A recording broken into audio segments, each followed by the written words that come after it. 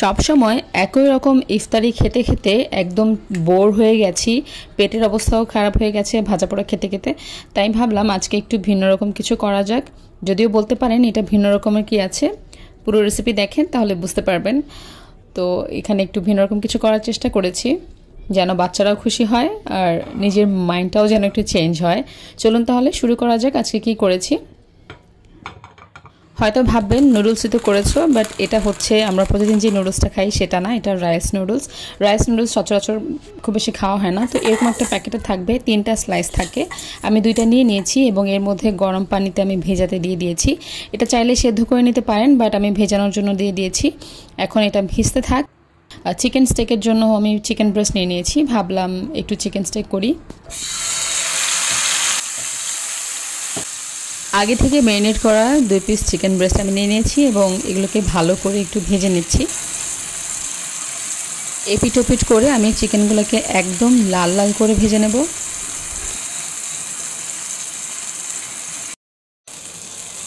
তো দেখতেই পাচ্ছেন আমার চিকেনটা প্রায় রেডি হয়ে গেছে। এখন আমি এটাকে উঠিয়ে রাখবো, উঠিয়ে একপাশে রেখে দিব। এই প্যানের মধ্যে আমি আবার রান্না করব। প্যানটা পরিষ্কার করে এর মধ্যে আবারও তেল নিয়ে নিলাম। এখন 3টা ডিমকে আমি স্ক্রাম্বল করে নেব।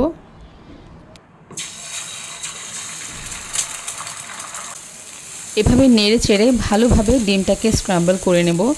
ও হ্যাঁ, আমি লবণ দিতে ভুলে গিয়েছিলাম। তো এইভাবে নেড়ে চেড়ে যখন হয়ে এসছে আমি এই মুহূর্তে একটু লবণ দিয়ে দিলাম। লবণ দিয়ে আবারও ভালো করে নেড়ে চেড়ে ডিমটাকে উঠিয়ে নিব, উঠিয়ে একপাশে রেখে দেব। প্যানে আবারও একটু তেল দিয়ে দিলাম। এর মধ্যে এখন গাজরটা একটু সটে করে নেব। একটু নেড়ে চেড়ে এর মধ্যে আমি কাঁচামরিচ দিয়ে দিব। তারপর আগে থেকে ম্যারিনেট করে রাখা কিছু চিকেনের পিস আমি রেডি করে রেখেছিলাম,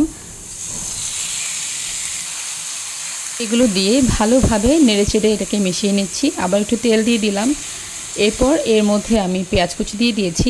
পেঁয়াজ কুচিটা একটু বড় বড় সাইজ করেছি যেন খাওয়ার সময় মুখে লাগে।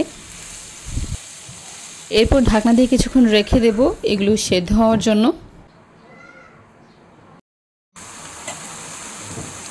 মোটামুটি সব কিছু সেদ্ধ হয়ে এসেছে। এখন এর মধ্যে টমেটো পিউরি দিয়ে দিব।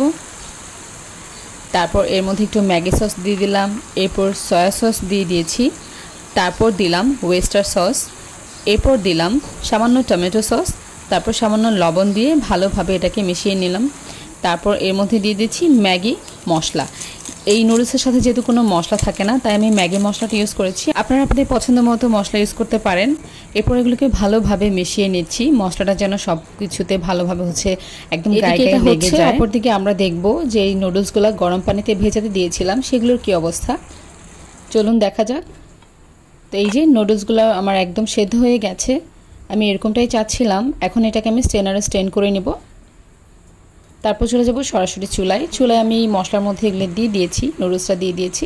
এরপর এপিট ওপিট করে ভালোভাবে নুডলসের গায়ে মশলাটা মিশিয়ে নেব। মেশানো হয়ে গেলে এর মধ্যে আগে থেকে করে রাখা ডিমের স্ক্র্যাম্বলটা আমি দিয়ে দিচ্ছি এবং একটু চারপাশে ছড়িয়ে দিচ্ছি যেন সব জায়গায় ডিমের স্ক্র্যাম্বলটা যায়। তারপর চলে যাব চিকেন স্টেকটা করে রেখেছিলাম, সেই স্টেকটা স্লাইস করার জন্য চলে গেছি। এখন এই চিকেন দুইটাকে আমি সুন্দর করে হচ্ছে আমার পছন্দ মতো স্লাইস করে নিচ্ছি। যেহেতু একটু ভিন্ন রকম কিছু বানাচ্ছি তাই ভাবলাম প্লেটারটা একটু সুন্দর করে সাজাই। তো প্রথমে একটা প্লেট নিয়ে নিয়েছি, এখন এর মধ্যে আমি এগুলো সাজিয়ে দিব। চিকেনটা যেহেতু একটু ড্রাই যার কারণে একটু উপর থেকে সস দিয়ে দিচ্ছি যেন একটু জুসি লাগে দেখতে।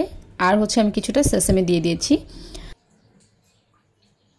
এখন চেষ্টা করছি নুডলসটাকে একটু সুন্দর মতো ডেকোরেশন করার জন্য। তো আমি এটা সবটা ঠিকঠাক করে নিচ্ছিলাম, এখন দেখতে যেন ভালো লাগে যার জন্য এখানে একটু টমেটো সস দিয়ে দিয়েছি। এরপর সেসামি দিয়ে দিয়েছি। সেসামিটা আমি আগে থেকে রোস্ট করে রেখেছি। তো আমার মজাদার rice noodles with chicken stake একদম রেডি হয়ে গেছে। এখন টেবিলে নিয়ে যাওয়ার পালা। তো সাথে আমি বোরহানি করেছিলাম, সেই বোরহানিটাও নিয়ে নিচ্ছি।